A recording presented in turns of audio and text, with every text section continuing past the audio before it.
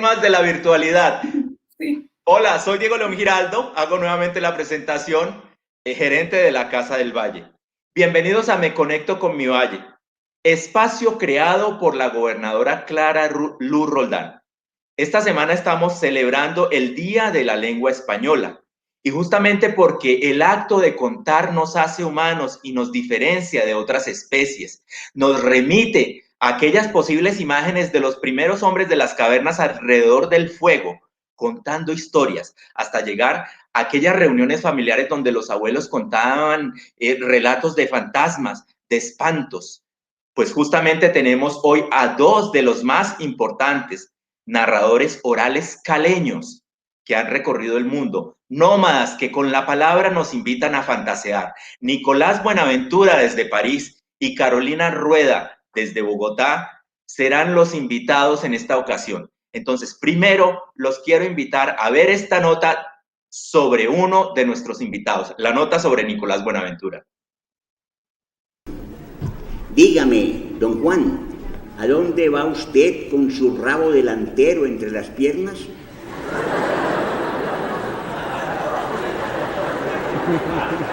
Pende ese rabo inútilmente y es ahora simple adorno, aquello que fue firme desafío y descarado orgullo. Escuchando a Enrique Buenaventura, su padre, y rodeado del amor por la literatura de su madre Jacqueline Vidal y la pasión de ambos por el teatro, nació Nicolás. En la familia Buenaventura, quien no cuenta cuentos no existe, es como que es mudo. Y además habrá que decir cosas interesantes, habrá que contar historias que valieran la pena, porque las historias de mis tíos y las historias de mis tías, que esas son las menos conocidas, pero hay que escuchar a mi tía Constanza, la nena, contando historias y uno se puede morir de la risa y de la ternura, o las historias de mi tía María Teresa, que era juez y que lo que a ella le ocurría era extraordinario, la manera como ella lo contaba, todo lo que le ocurría. Yo de niño crecí con todas esas historias de esa enorme familia, tanto los tíos como las tías. Aunque fue su abuelo Cornelio, el gran conversador y cuentero de oficio, quien lo enamoró de las historias. El Teatro Tec fue su casa, colegio, universidad y patio de juegos. Los actores grandes y pequeños, expertos y novatos, sus mejores amigos. Por eso terminó siendo narrador, cuentero, actor, escritor, guionista y director de cine. Todos ellos por separado y en simultánea. Crearon la esencia de Nicolás Buenaventura Vidal. Nacido en Cali, pero con residencia en París, Francia, ha hecho de su vida una gran historia que se cuenta por capítulos. Sus obras, que parecen extraídas del azar de la vida, son realmente producto de la investigación, del escuchar, de sus experiencias y de sus viajes. Licenciado en Arte Dramático, Universidad del Valle, suma en su haber películas, guiones y una gran experiencia pedagógica. Codirigió con Manuel José Álvarez el largometraje La Deuda en 1997, merecedor del Premio Nacional de Cultura en la modalidad de cine en largometraje. Primer premio en el concurso de guiones organizado por la Fundación Hubert Bals de Holanda y premio especial del jurado al guión en el Festival de Biarritz, Francia, 1996. Primera mujer y primer hombre aprendieron a reír juntos. Hizo realidad la vorágine con un guión que ganó Premio Nacional de Guiones de Fusini y ganó el premio Chevilly-Lacour y una beca para ir a África, India, a trabajar con cuenteros originales. Tengo el privilegio de acompañar con mi voz y mi guitarra a las palabras de este ser lleno de sabiduría, de luz y de alegría. ¿Cómo no invitarte, pues, hermoso Nico, a ser parte de este pedacito de vida, si tú haces parte ya del canto mío?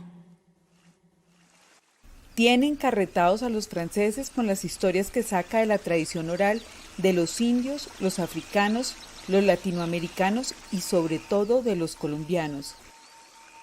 Amaba un río por esa conexión mágica con un Valle del Cauca invencible e inmortal en las inolvidables historias de fantasía y realidad que le contaron sus tíos y, por supuesto, su padre, Enrique Buenaventura. Levantó la casa al lado y siguió bañándose, feliz, cada mañana en su amor, en su marido. un río.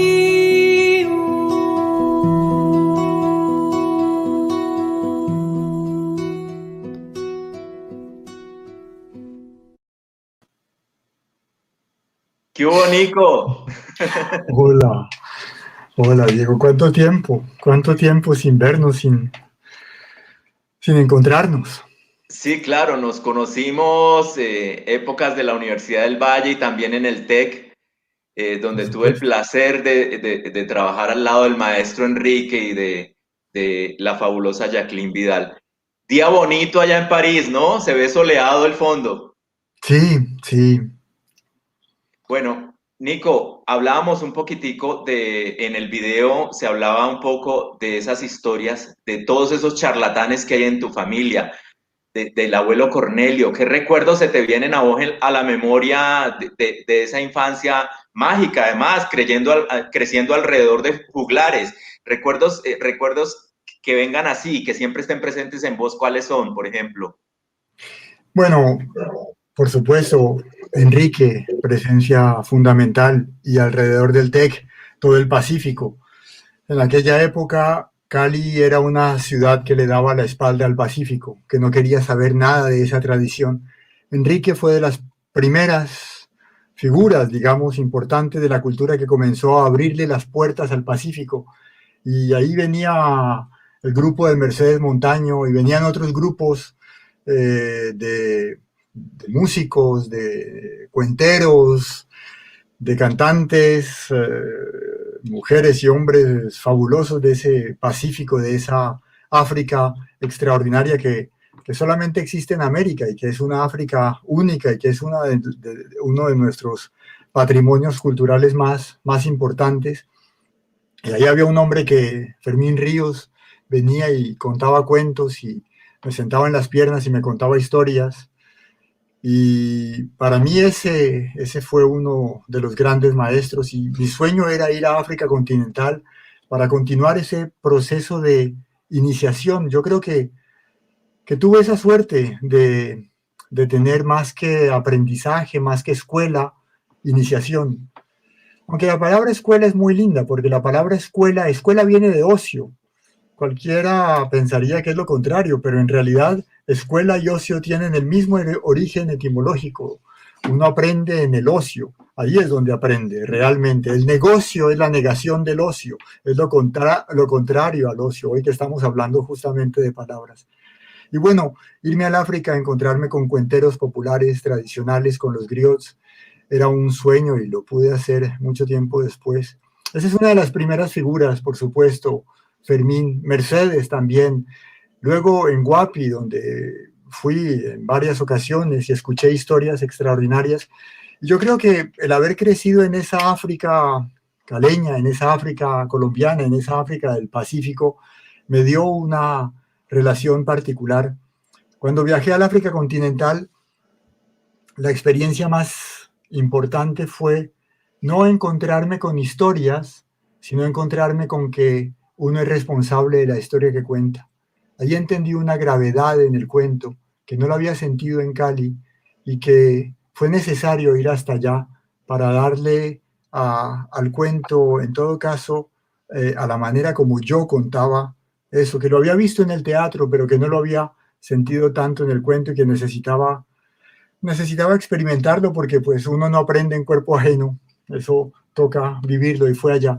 Pero sí, digamos, también otra cosa que recuerdo de Cali muy importante, y la verdad es que yo no entiendo hoy cómo uno puede crecer sin calle. Yo crecí en la calle, yo me formé en la calle era fundamental.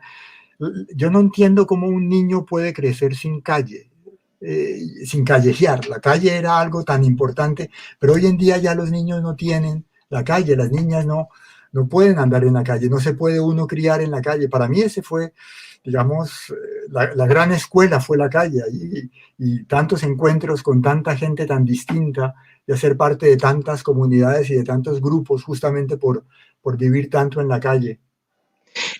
Yo leía, haciendo la investigación para esta charla, el relato, algo que es muy colombiano, y es que en los sepelios generalmente se junta la celebración de la vida, porque en realidad los sepelios son la celebración de la vida de esa persona que ya no va a estar físicamente con nosotros.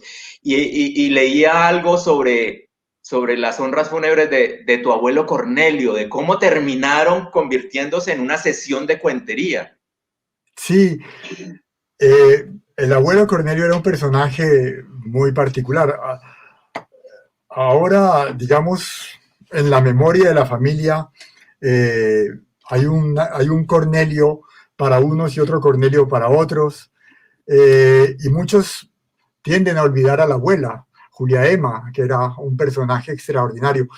Y lo que contaba Julia Emma era que cuando llegaron, digamos, me lo contó a mí, que llegaron estaba la gente muy triste por Cornelio, el pésame, y poco a poco se fueron yendo los que venían solamente como a dar el pésame, y se quedaron como los que tenían algo que contar, y comenzaron poco a poco a volver divertidas todas las historias que el abuelo contaba de manera tan seria y tan grave, porque a él no había manera de decirle que era mentira lo que había dicho, a él no había manera de ponerle en duda uno de sus cuentos, eso era correr un riesgo serio, había que ser muy buen cuentero para poderle poner en duda uno de sus cuentos, y que de la tristeza pasaron a las carcajadas, que se desternillaban todos de la risa.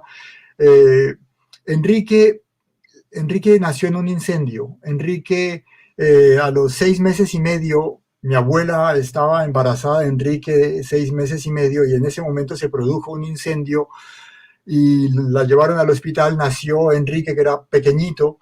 Cuentan que un tío abuelo mío, Manuel María, lo metía en el bolsillo del saco, y había una foto de Enrique metido en el saco con la cabeza así caída para atrás, y él lo llevaba donde unas mujeres que acababan de tener hijos y que podían amamantarlo, y él no se crió en la casa. Él llegó a la casa a los 7 años porque mi tío Nicolás, yo me llamo Nicolás, el segundo hijo se debe llamar Nicolás en la familia, pero yo me llamo Nicolás más bien porque Enrique quiso ponerle así, agradeciéndole a su hermano, porque Enrique no tenía zapatos. Enrique se crió en otra familia, muy, muy pobre, y iba al colegio descalzo. Y el tío Nico dijo, pero ¿por qué Enrique no vuelve a la casa? Y Enrique lo volvieron a traer a la casa, que lo había criado la tía Betulia, y aparte, cuando él tenía 7 años. Y entonces él tenía una distancia ya con su padre y lo remedaba. Y a mí me llegó el abuelo Cornelio remedado por Enrique, imitado por Enrique. ¡Ah, carajo, bestia bruta! La manera de hablar, el dicho, el dejo, el ritmo, todo me fue llegando a través de cómo lo imitaba Enrique. Porque mi abuelo Cornelio se murió cuando yo tenía 2 años. Sin embargo, me cuentan que a las 5 de la tarde él venía, me sentaba y me contaba cuentos cuando iba a Cali, porque vivían en Bogotá, y a veces pasaba por Cali, y que yo sabía cuándo eran las 5 de la tarde a los 2 años, porque iba a venir él a contarme historias. Eso cuenta Jacqueline, para quien ese señor era un señor muy extraño, porque al mismo tiempo tenía una imaginación vertiginosa y al mismo tiempo era una seriedad y una gravedad, y las dos cosas como que no podían ir juntas, tanta seriedad y tanta gravedad, y al mismo tiempo una imaginación tan desmedida. Y sí, el día de su velorio fue una gran fiesta. Después de los llantos vinieron las carcajadas, imitándolo, remedándolo y poniendo también en crisis su autoridad de padre, lo cual era muy, muy importante. Y eso fue Enrique, la primera figura, porque lo sufrió distinto esa violencia del padre, Enrique, al estar separado los primeros 7 años.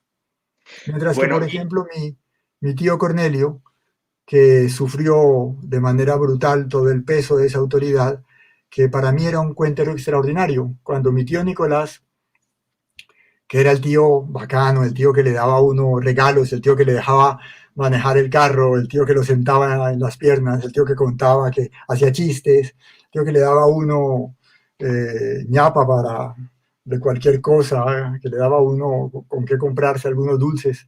Me preguntó delante de todos los tíos, bueno, Nico, ¿cuál es tu tío favorito? Yo que me quedé mirándolo como diciéndole, ¿por qué me haces esa pregunta aquí en esta situación? Y le dije Cornelio. Y me preguntó por qué. Cornelio era el tío alcohólico, pero Cornelio vivía abajo, vivía porque pasaba allí la mayor parte del tiempo bebiendo abajo de la casa donde yo vivía, que había un bar, y cuando yo regresaba del colegio, él me hacía entrar, me sentaba y me comenzaba a contar historias. Me acuerdo que era como un fuelle, tomaba aire como... Y luego cuando se había llenado de aire comenzaba a soltar cuentos. Y le respondía a mi tío, porque mi tío Cornelio me va a llevar al Amazonas a cazar leones. Y eso era lo que él me había prometido. Y mi tío decía, bien, esa es la ideología. Ese tío, Cornelio, le cuenta que lo va a llevar, mientras que yo soy el tío que está presente, que le da, que lo viste, que le da de comer y todo, y no, a mí no. En cambio, el otro es el preferido, el que le cuenta cuentos.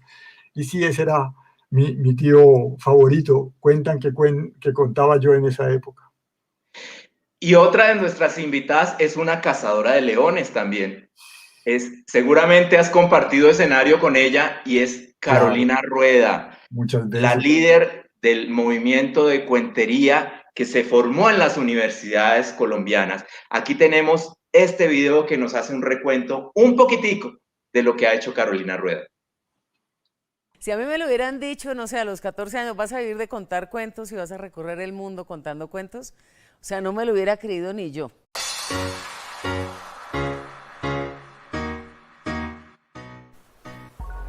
Narradora oral pionera en su género, Carolina Rueda empezó desde muy niña a captar la atención de su auditorio. Así lo evidenció su profesora de kinder, quien en sus anotaciones escribió: es difícil tenerla callada. Esto solo se logra si se le cuenta un cuento o si ella se lo cuenta a los demás. De sus primeras anécdotas recuerda que en unas vacaciones en Bogotá, una señora empezó a contarle el cuento de las 1001 noches, pero dejó el final pendiente con el fin de incentivar a Carolina a que le escribiera una carta. Y así sucedió. Esta fue su motivación para aprender a escribir.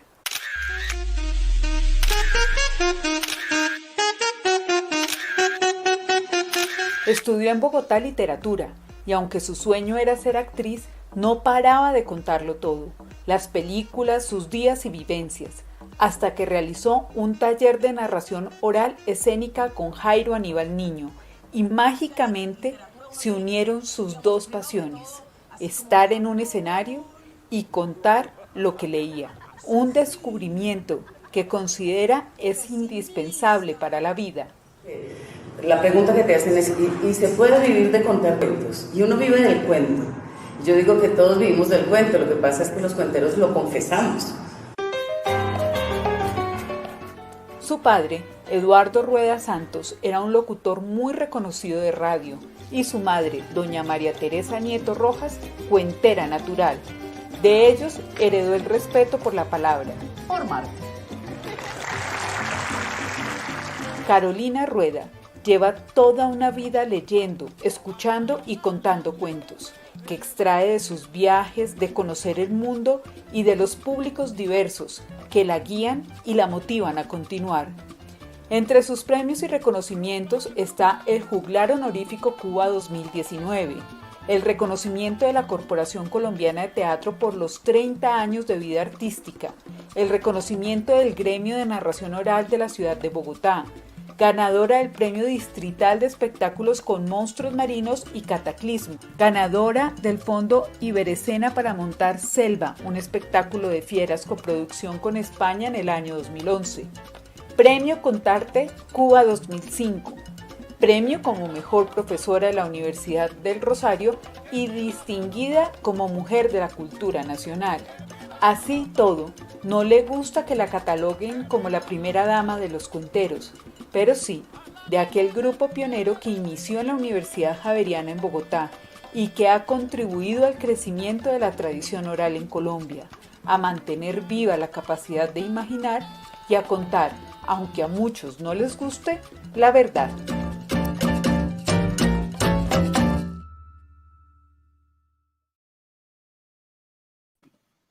Carito, bienvenida, me conecto con mi valle. Qué placer tenerte aquí. Ay, Dios mío, esos videos lo descomponen a uno, ¿cierto, Nicolás? Queda uno como yo, ahora qué digo, muchas gracias, muy bonito. Bueno, Sí, yo recuerdo la primera vez que te vi fue en el año 90. En una cafetería nos encontramos con el maestro Francisco Garzón Céspedes, con Mayra Navarro e incluso fuimos a una cena con Jairo Aníbal Niño en su casa. Era el Ajá. momento del boom de lo que estaba naciendo en Colombia, que era la cuentería en las universidades. Para vos, ¿qué significa la plazoleta de arquitectura de la Universidad Javeriana? Ay, pues tantas cosas. Diego León, pues claro, ahí he estrenado además, no sé, prácticamente el 90% de mi repertorio lo estreno en la Universidad Javeriana. Es un espacio para mí como de brote natural, ¿no? Ahí como que también me encontré, encontré a mis pares, encontré la manada, mejor dicho, ¿no? Esta cosa que de repente cuando empezamos a contar cuentos, yo recuerdo que a los que yo les contaba que me había puesto a contar cuentos, no les parecía nada raro. Y yo estaba contando como si, no sé, me hubiera vuelto cirujana de corazón, una cosa rarísima, ¿no? Y todo el mundo te decía con pero ¿cómo que te? No, ya, vos ya estabas vos siempre has contado cuentos. Y vos decís, yo no me había dado cuenta. Entonces, ese espacio de la Javeriana fue como ese lugar de ese reconocerte también y reconocerte frente a los otros. En una cosa que era una pasión como misteriosa o digamos que te empujaba, pero vos no eras consciente de que estabas arrebatado por ella. Es como cuando organizas la biblioteca y descubrís que tenés 45 libros de un autor y no sabías que eras fan de él. Y hasta que ves todos los libros juntos y dices, claro, yo cada vez que veo un libro de este señor o de esta señora lo compro, lo tengo, lo uso. Fue un poco como un descubrimiento así. Eso es la plazoleta.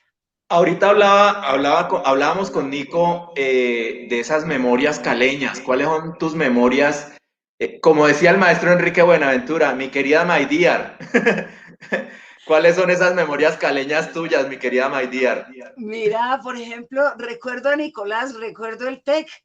O sea, como yo quería hacer teatro y yo lo conté y mi papá se le pararon los pelos, pero mi mamá, que después supe que había querido hacer teatro cuando era joven, entonces ella dijo, si usted quiere hacer esa vagabundería, nos vamos a ir a ver teatro para que usted vea lo que es el teatro, a ver si eso de verdad sí le gusta. Entonces íbamos al TEC, pero como mi mamá no conocía sino el TEC, entonces yo me veía las temporadas completas del TEC. No me veía una función por obra, sino que me veía la obra de si vos que si se hacía 6 fines de semana, yo iba a 3. Y hacíamos la selección de íbamos a esperábamos que pasaran un par de semanas, íbamos a la otra. Y así mi mamá se iba conmigo cada estreno del TEC y cada cosa que el TEC llevaba a Cali. Entonces, de esa manera yo me fui acercando al teatro y me fui acercando a un mundo que también me resultó un mundo similar. Cuando Heraclio Cepeda me habló a mí de Nicolás Buenaventura, yo le dije que yo sospechaba que yo sabía quién era. Sí, y él me decía, ¿cómo que sospechabas? Y yo es que en el TEC había un muchacho que era igualito al papá e igualito a la mamá. Ese debe ser Nicolás Buenaventura. Sí, porque era una cosa muy impresionante esa combinación que tiene Nicolás físicamente, ¿no? Entonces yo le digo, yo creo que ese debe ser Nicolás Buenaventura. Y me decía, sí, él actuaba en el TEC, porque ya Nicolás estaba en París, pues como en la primera ida. Entonces, cuando Nicolás me llamó, porque era que le había dicho no, pues que nos conociéramos, yo le dije, yo sospecho que te conozco. Y cuando nos encontramos en la cafetería, Nicolás me dijo, claro, sí, es una cara conocida. Y claro, íbamos, oíamos los foros, pero además eso, de repetir la obra muchas veces, también ver una cosa tan hermosa como es este oficio, que depende de una exploración permanente sobre lo mismo, pero que lo mismo se transforma y crece, ¿no? Entonces, ese aprendizaje lo tuve en Cali, aprender a salir a la calle a caminar, recorrer la brisa. Y una cosa que creo que también disfruto mucho de Nicolás. La primera vez que yo vi a Nicolás decir que él el francés, pues sí, pero que ajá. Yo dije que va, si este man es hijo de francesa, este debe hablar buen francés, pero cuando lo vi contar en francés y es un bayuno hablando francés, me pareció maravilloso ese acento caleño en francés y cómo tenía que parar de repente algunas palabras y decirlas en español para como que le sonaran a que eran, ¿no? Entonces ese acento tan rico que es el acento de Cali, el acento del Valle, que a mí me resulta tremendamente un lenguaje entre iguales, cuando le decís al otro vos. Sí, eso me parece que es como si nos metimos los dos en el mismo río y estamos en la misma mareíta, ¿no? No hay uno arriba, otro abajo, ¿no? No hay una cosa de poder, sino una cosa como de igual, el vos, ¿no? Eso es Cali. Nico, ahorita que Caro hablaba de ese tema del francés abayunado, por decirlo de alguna manera, y uno tiene, mucha gente tiene la concepción de que los franceses son tan flemáticos o una cosa así. ¿Qué tanto fue que vos llegaras a París y empezaras a moverte contando historias? Eso sí fue una cosa que fue entendida y que fue aceptada y que fue tomada como vos la estabas pensando que se iba a tomar. Bueno, hay varios elementos para responder allí. Yo siempre pienso que detrás de cada cuento que uno cuenta hay una lengua. Y mi lengua es el caleño, que yo no sé si lo considerarán lengua o no, pero para mí sí, y tiene palabras particulares que saliendo de Cali ya no se conocen y tiene expresiones. Y cuando yo cuento en Cali, la relación con el público es única. Yo sé a dónde está sonando cada palabra, yo sé qué eco tiene, qué resonancias tiene detrás, yo sé lo que hay, casi que lo que hay detrás de cada palabra, porque siempre detrás de cada palabra hay como dos o tres escondidas. Y cuando uno cuenta con el público, digamos, con el que se crió, con el que creció, con la gente, hay como algo que se comparte en detalles, en sonidos, en ciertas elementos. Y por supuesto, cuando comencé a contar en francés, el español y el caleño venían todo el tiempo. Yo, cuando cuento un cuento en francés, gran parte queda en español y queda en caleño. Y los personajes, ellos siguen hablando caleño o siguen hablando paisa, porque también María del Carmen Ángela Gertrudis de la Concepción de Tres Hierbas Amargas, ella habla paisa, siempre habló paisa y nunca aprendió a hablar francés. Y entonces cuando cuento el cuento de ella, pues ella habla paisa y habla el paisa hablado por un caleño, que ya eso es otra cosa, porque no es el paisa hablado por un paisa, eso ya comienza a tener cierta música y ciertas características. Y lo que sucede con mucha gente, en todo caso, lo que me decían algunas personas es, yo llego a un momento en el que no sé qué idioma estás hablando, pero entiendo todo. A partir de un momento como que ya pierdo si estás hablando en francés o en español, porque traduzco algunas cosas, otras no las traduzco, pero lo que me ha sorprendido es cuando me ha tocado público bilingüe en ciertos contextos particulares, y ahí sí es como hacer malabares en la cuerda floja. Es interesantísimo porque ahí paso de una lengua a la otra sin tener que traducir. Pero lo más complejo fue volver a Cali y volver a contar después de haber contado 6 años, 7 años en Francia y en francés, porque ya yo no tenía la posibilidad de las dos lenguas. Ya yo no me podía pasar de una a otra y jugar de una música a otra música, ya tenía una sola. Pero ahí volví a descubrir el placer único de contar en su propia lengua. Y desde entonces contar en francés me cuesta, porque yo no quiero ocupar como ese lugar del cuentero exótico latinoamericano, y esa idea del exotismo me molesta, ¿no? No me gusta que las historias se vuelvan eso, como que eso le impide a los cuentos llegar al punto que yo necesitaría. En todo caso, al que yo quisiera que ellos llegaran, porque se vuelve como la figura del exotismo, y es esa una dificultad, digamos. Caro, ya tenemos claro que en la familia de Nico todos eran unos, como dijo la poeta Mavi Viera en una de nuestras charlas, charlatanes que encantados con el charloteo, que me pareció una palabra hermosísima esa del charloteo. En tu casa, aparte de tu papá, pues que trabajaba, que era periodista y trabajaba con palabras, ¿quién contaba? ¿Cuáles fueron esos primeros relatos que te congregaron, que te hicieron abrir los ojos? Pues mira, lo que pasa es que mi familia no tenía el arraigo cerca, las familias mías de padre y madre, los unos santanderianos y los otros bogotanos estaban lejos. Pero sí teníamos los viajeros, viajaba mucha gente y pasaba por Cali.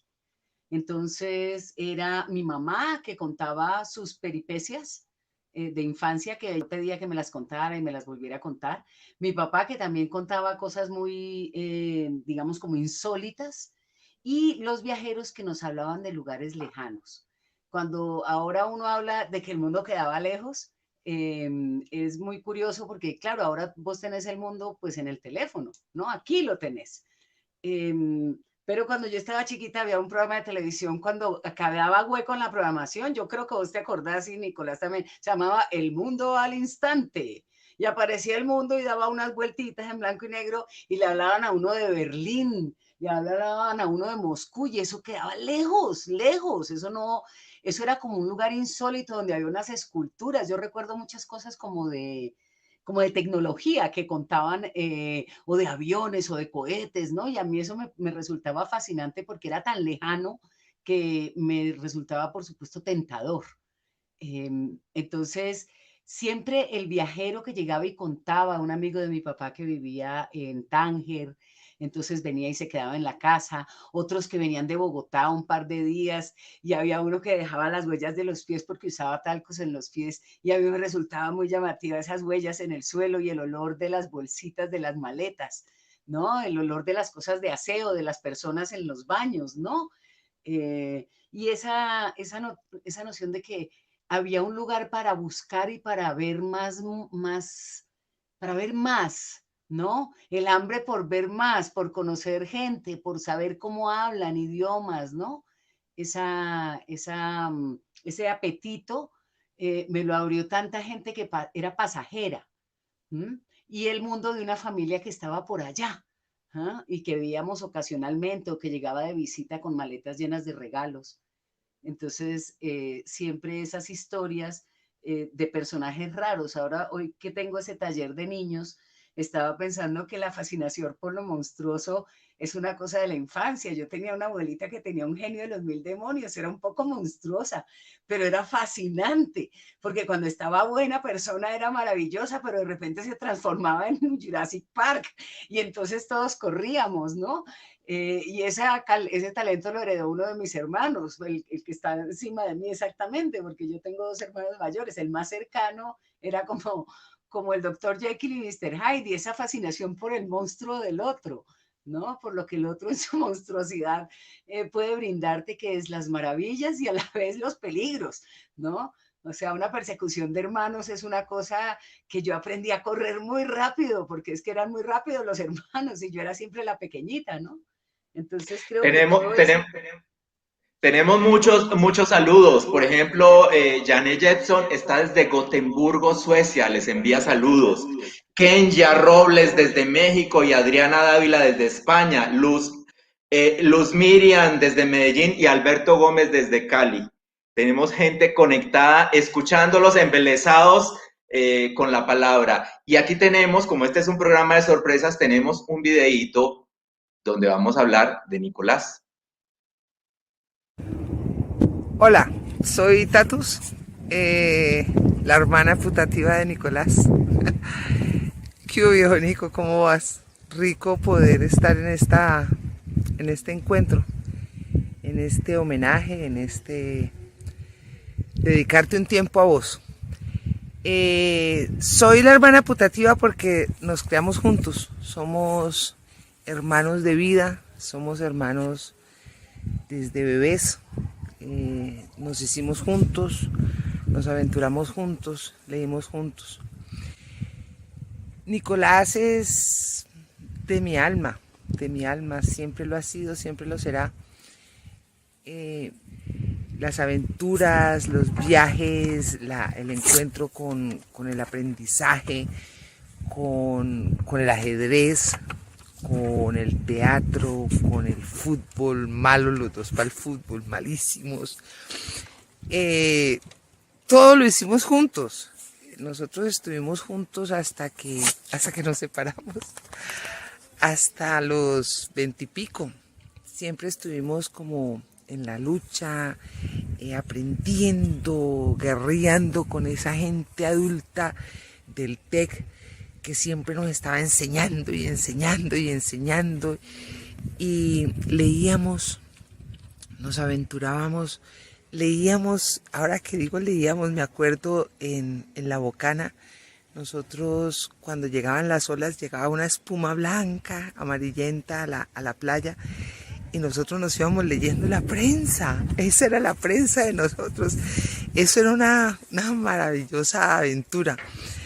Todo el tiempo la vida de nosotros fue de aventura, de encontrar en cada cosa algo para hacer, algo para descubrir, algo para estar allí y para guerrearle pues a los adultos.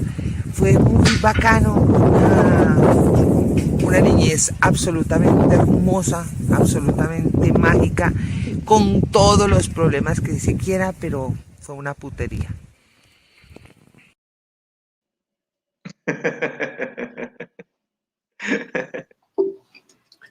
Sí, una amiga profundamente entrañable, sí, entrañable. Tatus, crecimos juntos y descubrimos la vida juntos. Es verdad, todo lo que dices, sí, es cierto. Además, ese video tan bonito grabado desde las montañas de Dagua, ¿no? De Jordán, en la finca de Jordán. Sí. Me imagino que te evoca muchísimas imágenes. Hija de Nelly, una de las fundadoras también del TEC, ¿no? Sí. Sí, uno está hecho de encuentros con seres excepcionales, y si uno cuenta en la vida también es por eso, porque ha tenido esa suerte de encontrarse con algunos seres excepcionales, y por supuesto Tatus es un ser excepcional con el que iniciamos juntos la aventura de la vida. No me acordaba de eso, de leer la prensa en la espuma del mar, en La Bocana, y es verdad, ahora lo recuerdo vívido, como se dice. Vos siempre tuviste... Sigue, Nico, sigue.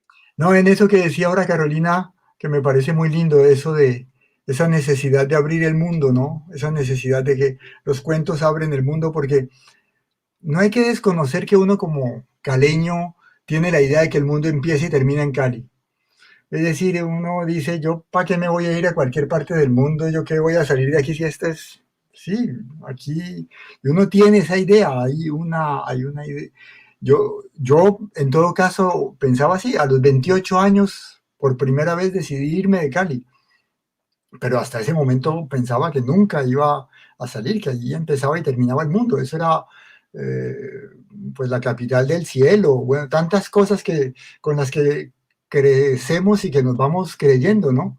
Y luego eso, el mundo mucho más grande, mucho más amplio, y todos esos viajeros que van pasando por la casa de Carolina, que ella va contando, y que van ampliando el mundo, cómo se va llenando de ventanas y de puertas, y que sí, que con los cuentos uno se da cuenta de que hay mucho que recorrer y que hay mucho que trasegar, y que hay que salir y volver, por supuesto, volver constantemente, pero eso es algo muy importante. Pero vos tuviste siempre la certeza, porque parecía que tu destino estaba escrito y tenías que dedicarte a algo relacionado con el arte. ¿Pero tenías la certeza o no? No, para nada. Yo no quería andar vestido, yo quería andar de saco y corbata, yo quería ser serio. Yo quería ser una persona seria, no como Enrique y Jacqueline, que no eran serios, que eso no tenían un trabajo serio, no, eso no. Yo me acuerdo de la historia de Nicolás. Me acuerdo de la historia de Nicolás diciendo que él veía a todos esos hippies amigos de los papás y que no, que él quería ser un ejecutivo con maleta de cuero, un señor con zapato de amarrar y todo. Eso, me acuerdo que lo contabas, eso lo recuerdo. Sí, yo iba a ser biólogo marino, ese era mi sueño. Mi héroe era el capitán Cousteau. Ese era el personaje así importantísimo. Yo quería ser biólogo marino como mi primo Diego Buenaventura, que biólogo marino, y que yo quería que él, cada vez que él contaba algo que le había pasado en algún lugar, yo llegaba y le contaba como si me hubiera pasado a mí. Yo había estado con tiburones en la costa del Pacífico y había asustado a los tiburones haciendo ruido, porque todo lo que me contaba él, yo lo contaba. Y luego la vida me fue diciendo que había que juntar el hambre con las ganas de comer, porque a mí me metieron a un escenario. Mi primer recuerdo había una obra que se llamaba Vida y Muerte del Fantoche Lusitano. Esa obra la montaron cuando yo tenía 6 meses y me subieron al escenario de 6 meses. Y yo era un bebé de brazos de 6 meses en el escenario, porque había una escena con un bebé. Tiempo después, esa obra la volvieron a montar. Yo ya tenía 4 años y el bebé ya era un bebé de trapo. Y en un momento dado atacaban a esa familia y ya no salían corriendo con el bebé porque ya no era un bebé de carne y hueso, ya no era yo, sino que era un bebé de trapo. Entonces lo tiraban al aire y yo que lloraba cada vez que ese momento llegaba y estaba en la sala. Yo berreaba y me tenían que sacar del público porque comenzaba sistemáticamente a llorar, y era como un recuerdo con ese bebé que había sido yo, que yo lo había representado y que ahora lo tiraban al aire, y siempre yo prometía que no iba a llorar, que me dejaran entrar a ver la obra, que no iba a llorar, y siempre me tenían que sacar porque en la mitad de la obra comenzaba a llorar. Y ese es un primer, entonces, es decir, me metieron a un escenario muy pequeño y yo hacía teatro y seguía haciendo teatro, y mientras soñaba con hacer biología marina, hacía teatro, tenía un grupo de teatro, porque no me formé solamente en el TEC, también un grupo que se llamaba Los Comunes, donde monté la primera obra, donde escribí yo la primera obra y la dirigí antes de entrar al TEC y de hacer parte del TEC. Todo eso hace que un día dije, bueno, hay que juntar el hambre con las ganas de comer, porque si no, esto no va para ningún lado. Y entré al TEC. Y luego, pues, comencé a contar cuentos y un día le dijeron a Enrique que si él no consideraba que eso era una traición, que yo me hubiera dedicado a los cuentos y no hiciera teatro. Y un día él vio un espectáculo mío completo y después dijo, no, lo que él hace es una forma teatral. Él está haciendo teatro, pero él está haciendo una forma teatral cuya complejidad y cuyo secreto reside en resistir a la tentación de representar. Y eso, dicho con esas palabras tan precisas, a mí se me volvió como una lección de vida. Nunca había visto en un espejo tan claro lo que yo hacía, y lo encontré en esas palabras y en esa definición. Caro, vos estudiaste literatura. ¿Cómo terminaste? ¿Te acordás de esa primera vez que te paraste conscientemente a contar un cuento? Claro, claro, claro. Yo estudié literatura, pero yo quería hacer teatro, ¿no? Estudiaba literatura porque no me dejaban meterme de cabeza al teatro. Entonces dije, yo termino la carrera ya y me dedico. Y antes de terminar la carrera, tomé un taller con Francisco Garzón, casualmente en la Biblioteca Nacional, que dirigía Jairo Aníbal. Yo cada vez que me daba el patatús en la universidad me iba a buscar a Jairo Aníbal. Y ese día me fui a buscar a Jairo Aníbal y Jairo Aníbal tenía invitado a Garzón a que dictara un taller que empezaba ese día. Entonces a la semana había que salir a contar cuentos. Y yo tengo un amigo que vive en París también que se llama Germán Baena. Y cuando yo me había hecho amiga suya, él nos contaba cuentos. Todo el tiempo echaba cuentos y cuentos y cuentos, pero así, ¿no? Entonces éramos como 4 amigas y Baena nos acostábamos en la cama de mi abuelita, que ya se había muerto, y Baena nos echaba cuentos y mi mamá lo quería matar. Después se hizo amiga de él porque tejían y se arreglaron, ¿no? Entonces uno de esos cuentos, yo dije, bueno, para terminar el taller. Y yo nunca había pasado un terror más aterrorizante. A mí me temblaban de los codos a las manos. Y tengo una imagen que me encanta y es que Garzón estaba en la segunda fila. Entonces yo estaba contando y Garzón hacía este movimiento, ¿no? Con la cara. Y yo decía, pues señor, ¿por qué no se queda quieto? ¿Qué desespero? Además el cuento dura, no sé, 2 minutos, una cosa así. Y él, así yo, pero este señor, ¿por qué no se queda quieto? Cuando me di cuenta que la que saltaba de pierna a pierna era yo, de los nervios en que estaba y de esa tembladera horrible que tenía. Y cuando terminé, ese vértigo me produjo una pasión, o sea, sí había sido vertiginoso y asustador y tembloroso, pero era un vértigo que me había dado como un gusto, como una satisfacción incomparable, como una sensación del tiempo nueva, distinta, única, ¿no? Una vivencia como de eternidad, tal vez. Sí, sí, como de no hay tiempo, todo lo que hay es lo que está pasando en la historia, una cosa así. Y bueno, ahí pasó lo que pasó. Yo sé que podría ser muy atrevido, Caro, pero no me lo van a perdonar las personas que están conectadas, y es que nos regales un relatico. Bueno, hay una historia que me parece bellísima, es de una narradora chilena que se llama Patti Mix, que ella además de narrar crea cuentos y a mí me parece de una brillantez exquisita, exquisita. Este cuento yo lo conocí, como se los voy a contar, en ciernes. Ahora es bastante más largo, pero a mí me sigue gustando esta versión, ¿no? Que era una noche fría y aquella mujer en el bar estaba tomándose un cóctel. Era una mujer madura y de repente clavó los ojos en el muchacho que estaba liando tabaquitos en una mesa a su vista. Clavó los ojos en esa lengua que recorría el pegante del papel, vio cómo daba el giro y el muchacho, que se había sentido visto, levantó los ojos y al verla y al ser visto se sintió avergonzado y miró casi los 20 tabaquitos que ya tenía liados encima de la mesa y con pudor le dijo: para el aburrimiento. Pero ahora fue él el que se quedó mirando cómo ella agarraba la copa y se llevaba ese coctelito de color verde pistacho a los labios. Y cuando ella dio el sorbo se dio cuenta que él la estaba mirando y era ella ahora la que tenía el pudor y le dijo: para el frío. Los dos desviaron los ojos y siguieron mirando al resto de gente en el bar, pero al rato los ojos se volvieron a encontrar. Y la mujer le dijo: te propongo un trato. Si tú me quitas el frío, yo te quito el aburrimiento.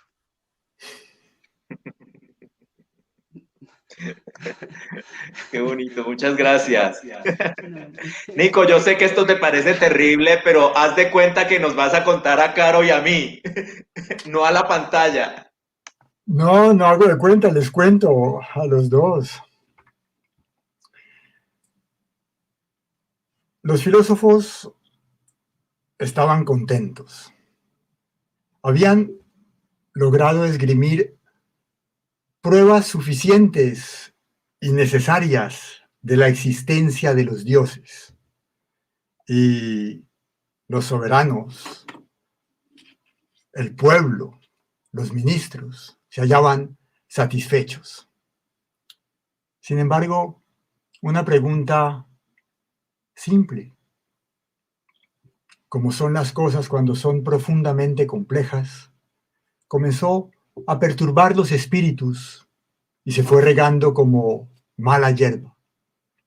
¿Por qué aquellos dioses infinitos, todopoderosos, invencibles, totales, absolutos, eternos, habían creado a la mujer, al hombre, seres tan frágiles, tan inacabados, tan vulnerables, tan poca cosa? ¿Por qué? ¿Por qué? ¿Por qué? La respuesta tardó en llegar, pero cuando lo hizo, espantó todas las dudas. Los dioses crearon a las mujeres, a los hombres, sencillamente porque a los dioses les gusta que les cuenten historias. Oh, qué bonito, muchas gracias a ambos. Nace de una frase, es posible que venga de una cultura anterior a la cultura hebrea, y es posible que en alguna de las traducciones que llegaron a la Torá esté. La frase dice: Dios creó al hombre porque a Dios le gusta que le cuenten historias. Y a partir de esa frase compuse todo lo que llegó alrededor. Muchas gracias a ambos por esas maravillas de relatos. Y ahora tenemos un video donde nos van a hablar de Caro. Aquí tenemos a este personaje, un gran amigo de Carolina. Qué dicha hablar de Carolina. Siempre se me llena el corazón de gozo cuando digo Carolina Rueda. Carolina Rueda es una de esas amigas con las que camino el mundo de la palabra y la vida de los afectos y la vida de los encuentros y de los desencuentros. Carolina Rueda ha roto las fronteras del tiempo y las fronteras culturales, porque Carolina Rueda y su voz son un referente de la cuentería y de la oralidad iberoamericana. Carolina Rueda es genuina, auténtica, nunca se ha divorciado, se ha separado de su raíz caleña, de su raíz bayuna, y por eso los cuentos en su voz son tan genuinos, tan sonoros, tan verdaderos, tan auténticos. De hecho, cuando yo vuelvo a Bradbury, los escucho con acento caleño, porque el Bradbury que Carolina me descubre es un Bradbury que se parece a ella, que se parece a las sonoridades que la habitan. Carolina es un referente para la cuentería y la oralidad en Hispanoamérica. Y ha pasado no solo por sublimarla en el escenario, sino también por dignificarla en la gestión y por comprometerla, enriquecerla en la pedagogía y en la docencia. Si tengo que decir que es Carolina Rueda y equipararlo con su tierra, yo diría que Carolina Rueda es como un aborrajado. Dulce, contundente, amasable, degustable, querible, auténtica, honesta, casera, y que tiene esa cosa que tiene el aborrajado, que Carolina siempre te satisface, pero siempre, siempre te deja con ganas.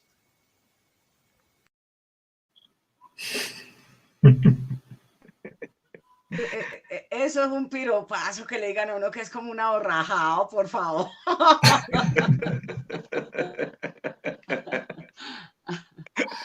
Has compartido mucho escenario con Aldo, ¿no? Hemos compartido mucho viaje, muchos tiempos, muchos momentos.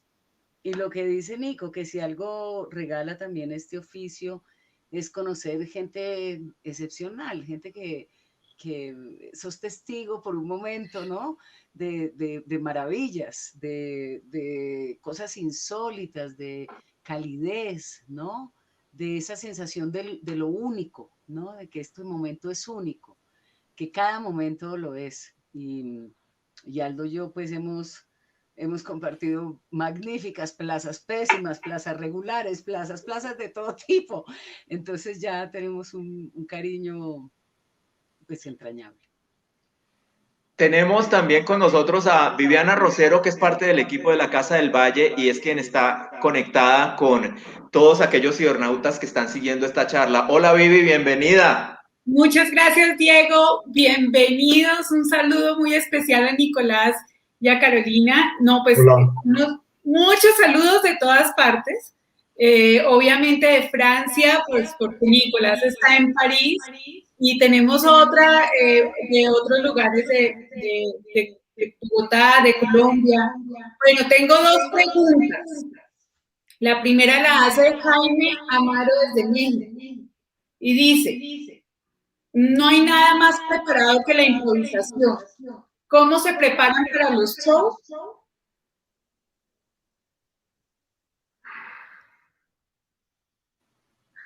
Bueno, primero yo no hago shows. Yo no sé quién hará shows, pero yo no hago shows. Para empezar, yo no hago shows. Que es una broma. Pero, ¿cómo me preparo para una improvisación? La improvisación es algo en mi trabajo que ocurre en ciertos instantes de gracia. Hace cualquier cantidad de siglos, cuando la memoria era niña y el tiempo todavía no tenía dientes, la verdad vivía con las mujeres y con los hombres. Y así andaba siempre desnuda, con la cara sucia, cantando y bailando. Las mujeres y los hombres eran desordenados, desordenados. pero eso sí, elegantes. Un día contando ese cuento ocurrió ese lapsus. Ese lapsus, la palabra desordenado se me desordenó y me tocó improvisar. Y lo dije una segunda vez y lo dije una tercera vez y a partir de allí el cuento lo sigo contando de esa manera. Y la improvisación entra a marcar algo. Pero yo cuando salgo a un escenario el cuento me lo sé hasta en cada respiración. Lo he ensayado, lo he caminado, lo he recorrido, he elegido. Yo no creo que existan las palabras precisas, porque las palabras no hacen sino moverse. Las palabras están cambiando todo el tiempo. Un día se visten de una manera, luego se visten de la manera siguiente. Hay palabras estivales, primaverales, palabras otoñales y palabras invernales. Ese cuento de la palabra precisa me parece una enorme pretensión. Las palabras nunca se dejan meter ni siquiera en ese lugar, pero sí creo en la palabra asumida. Y para mí es muy importante asumir cada palabra que voy a decir allí en el escenario. Por ejemplo, de alguna manera no soy capaz de asumir la palabra show, por eso hago ese chiste, pero muchísima gente la usa y quien determina que las palabras existen o no existen es la gente en su uso, y así es que las palabras van cambiando y van transformando y hoy todo el mundo entiende y se entiende que se está nombrando con show. A mí me cuesta asumirla por una relación con el inglés, porque crecí en una época en la que uno no podía ser ni gringo ni yankee, había que ser antigringo y anti-yankee, teníamos como esa reivindicación fundamental, tal que ni siquiera hablo inglés hoy en día, porque me he peleado con el idioma. Pero bueno, volviendo a eso, la improvisación para mí es como un instante de gracia en el que ocurre algo imprevisto, me toca responder y de esa respuesta nace una posibilidad que quedará o no para siempre de ahí en adelante en ese cuento cada vez que yo lo cuente. Pero... No, y es que te iba a decir con respecto al show, los caucanos tienen una frase que a mí me parece muy particular que dice, deja el show. Y a mí, cuando me la dijeron la primera vez, yo, ¿cuál show? Pero digamos que seguramente debe ser por eso. Nicolás, es que quiero hacerle también una pregunta a Carolina que se la hace aquí House Creek, que dice, ¿cómo es la participación de la mujer en la cuentería? Hay pocas, muchas. Depende del país en donde te sitúes. En general hay muchísimas mujeres cuenteras. En Colombia hace más o menos unos 10 o 15 años empezó una generación de cuenteras mujeres a moverse, porque en esta realidad sí había habido en lo urbano muchísima más presencia masculina que femenina. Pero ya, digamos, está la cosa muy pareja. Hace poco se hizo una encuesta y en Colombia ya se puede contar como con 80 narradoras mujeres contando, pero... yo creo que en muchos países, en Argentina es más la porción de mujeres que de hombres, en México lo mismo, en España está muy parejo. No hay esa desequilibrio. Que hay aquí, dices, es que aquí como se realizó en una edad juvenil, yo me refiero a la cuentería urbana, no estamos hablando de la cuentería completa, de toda la narración oral del país, no, porque ahí hay muchísimas mujeres. Pero en lo urbano sí las mujeres habíamos estado más contenidas, eran menos las que se movían en la línea profesional. Curiosamente, cuando empezábamos, las que tomaban los talleres eran las mujeres, pero los que salían a escena eran los hombres. Era un poco eso lo que ocurría en los principios de los tiempos, ¿no? Y un poco sobre lo del ensayo, estoy de acuerdo con Nicolás, o sea, la improvisación ocurre, cuando conoces la historia. Yo más que preparar la letra, preparo las imágenes. Aprendo a visualizar mucho de lo que estoy viendo en el cuento. Y cuando ya lo empiezo a contar, es que ya tengo como una visualización, digamos, suficiente, pero en tanto voy contando, esa visualización aumenta detalles y más detalles y más detalles. Y así el cuento va creciendo, en mi caso, a lo largo también de las actuaciones, ¿no? Mira, y quiero leer este mensaje de Leandro Fernández, que se acaba de conectar o está conectado desde el comienzo. Dice, maravilloso encuentro con estos tres caleños hermosos. Ahí hablan de ti, Diego. Gracias a la Casa del Valle por darnos esta importantísima oportunidad. Es importante visibilizar nuestro talento y nuestra memoria. Sigue, Diego. Bueno, esta pregunta es para ambos, ustedes que son nómadas, que han dado la vuelta al mundo a punta de puro cuento. ¿Qué puntos de encuentro hay, Nico y Caro, entre esos narradores? del África, de la India, de Asia y nuestro Pacífico, nuestros contadores del Pacífico y del Caribe y los contadores de los Andes. Sí, Nico. O Caro. Yo diría que es el afán de encantar, el afán de conectarte con el otro, o sea por una línea técnica o por otra, por una línea, digamos, de recursos o un tipo de lengua que utilizas para contar. Todos compartimos el deseo que consiste en poder compartir con otro ese mundo especial, único de la historia, de las historias que contamos. Con toda la hondura que significa compartir un mundo simbólico. Entonces ves unos acentos, unas formas, incluso unas fórmulas que se pueden repetir o disentir en cada una de esas culturas, pero el objetivo final es el mismo. Vamos a compartir, vamos a encontrar cómo construimos un mundo simbólico que nos permita también elaborar cosas, trascender cosas y asimismo compartirlas. Eso diría yo así como a primera vista.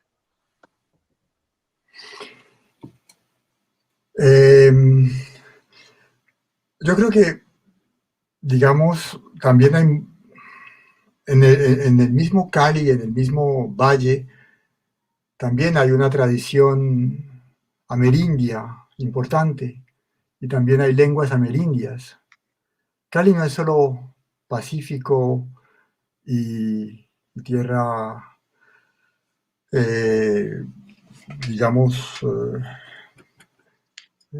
cañera y la industria. También hay una población indígena y también hay otras lenguas indígenas, y muy cerca de Cali, y hay otros mitos. Yo pienso que son muchos universos, y si bien en una ocasión le pregunté a una etnolingüista por qué yo escuchaba las mismas historias en Colombia, en Senegal, en Malí, en Guinea Ecuatorial, en Francia, en España. Y ella me decía, todos los pueblos del mundo se hacen las mismas preguntas. ¿De dónde venimos? ¿Para dónde vamos? ¿Por qué estamos aquí? ¿Por qué nos tenemos que ir? Y los cuentos no son la respuesta, pero los cuentos están a medio camino entre la pregunta y la respuesta. Y yo creo que hay muchos sentidos que compartimos, pero luego yo creo que hay muchas singularidades. Los cuentos existen por las voces que los transmiten. Nosotros nos preocupamos mucho por el relato y pensamos en la esencia del relato, como algo que va pasando de un cuentero a otro, de una cuentera a otra, como algo que se entrega y que vuelve y vive en otra voz. Estamos obsesionados por el relato y hoy en día vivimos una cultura del relato. Entonces, nos hemos vuelto consumidores de relatos y creemos que los relatos deben satisfacernos, porque como nosotros los consumimos y los pagamos, los relatos, entonces los relatos deben darnos una satisfacción. Y nos estamos dejando de preocupar por la producción, y cada uno tiene que producir un relato mientras lo está escuchando, porque yo pienso, insisto, en todo caso, para mí es tan importante el relato como la voz del relato. Cuando voy a contar un cuento, yo tengo que escuchar la voz de ese cuento, y hasta que no escucho la voz de ese cuento, no lo cuento. Y creo que en cada voz hay diferencias, y son esas diferencias que son fundamentales, y son esas diferencias que son, a mi entender, preciosas, que son una lengua, una música, una manera de hablar. La voz que hay detrás de cada cuento es su sentido. Siempre, esto, y Carolina seguramente se acordará, yo dije en otros tiempos, en otros momentos, cosas contrarias. Dije en otros momentos, en debates, en encuentros, dije que el cuentero no era sino el recipiente y que lo importante era el cuento y que el cuento era lo que se bebía en ese recipiente que podía ser el cuentero. Ahora pienso distinto por toda esta andanada de consumir relatos en la que nos encontramos hoy en día a través de plataformas, Netflix, que va construyendo tu gusto. A ti te gustó esto, entonces te gusta esto, y estos son los relatos que a ti te gustan, entonces te vamos a dar los relatos que a ti te gustan. ¿Qué sería de cada uno de nosotros reducido a la cárcel de sus gustos? Y que solamente estemos en lo que nos gusta y vamos construyendo nuestra propia jaulita de lo que nos gusta y allí nos quedamos encerrados. Y no tenemos esa posibilidad de la que hablaba ahora Carolina, del viajero que llega y que de pronto comienza a hablar de lugares que jamás hemos visto y de los que no tenemos ni siquiera algo claro, un polo allá, y que de pronto nos llevan a lugares extraños de percepción, de sabores, de escuchar. Y a mí eso me parece maravilloso. Hoy en día reivindico mucho más eso, la voz que hay detrás. Esa voz detrás, lo importante es el equilibrio entre ese relato y esa voz que cuenta. Estaba en el Amazonas buscando, escuchando historias, y me encontré con un hombre al que le pedí que me contara cuentos y me dijo, no puedo. Y le pregunto por qué. Y me dijo, porque ya no hablo mi lengua, la olvidé. Me fui muy temprano a trabajar en las carreteras y ya no hablo la lengua y mi lengua se está muriendo. Y esa idea de que de que las historias solamente existen en una lengua, me pareció algo que en el momento no lo pude medir. Y ahora, después de haber trasegado y de haber ido, lo comienzo a entender. Y es verdad que hay una lengua detrás de cada cuento, y es verdad que hay una manera de contar, un ritmo, y eso es la singularidad, la riqueza y la pluralidad. Y que cuando cuenta una mujer no es como cuando cuenta un hombre, y que hay un sentido fundamental en las mujeres contando, para volver a esa pregunta. No es por nada que figuras fundamentales de este arte de contar son mujeres y son figuras femeninas, aunque los hombres o los seres humanos masculinos hayamos querido hacerla olvidar esa figura de Sherezada. Y la mujer contando es un sentido particular, y no es la misma historia cuando la cuenta una mujer que sabe guardar los cuentos para otros tiempos, en otros momentos, a cuando la cuenta un hombre con otros acentos y otros. Entonces yo creo que esas diferencias son fundamentales, y ahí está la riqueza, no en lo que nos identifica, diría, por disentir un poco. Se nos acaba el tiempo. Decíamos que 1 hora, y miren, llevamos 1 hora y 12 minutos. Carolina tiene ahora que conectarse con Argentina para dictar un taller. Quiero saludar a Fabio Prieto, que dice, charlando con un tinto, y a Elvira Sánchez Blake, privilegio de ver y escuchar a mis narradores favoritos. Y antes de despedirnos, primero va Caro. Estas preguntas tiene que responder es el corazón, lo primero que se te venga a la cabeza. ¿Qué es ser vallecaucano? Pan de bono. ¿A qué huele el valle? A fresco. ¿A qué sabe? A borrajao. ¿A qué suena? A salsa. El tema que te obliga a levantarte, a ponerte a bailar.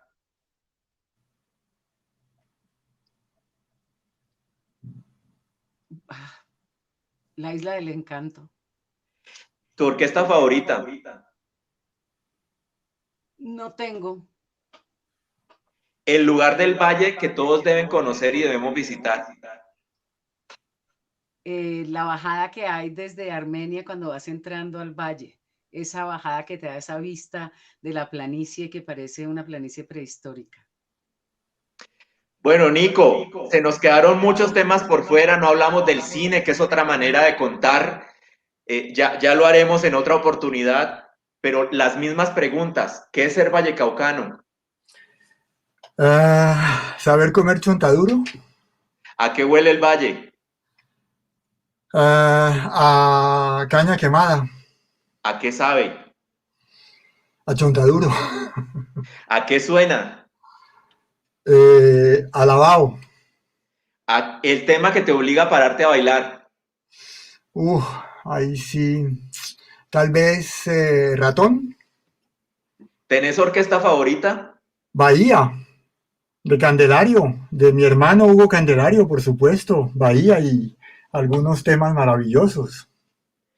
¿Y el lugar del valle que todos debemos conocer y visitar? La calle Primera en San Antonio, la tienda La Colina, donde quedaba allí el zapatero Arcadio. Pues muchas gracias, Caro, Nico, de verdad, el tiempo se fue volando, una maravilla estar con ustedes. Yo sé que estoy hablando a nombre de todos los que se conectaron, los cibernautas y los que después, porque este programa tiene incluso gente que se conecta y lo ve después, muchas reproducciones.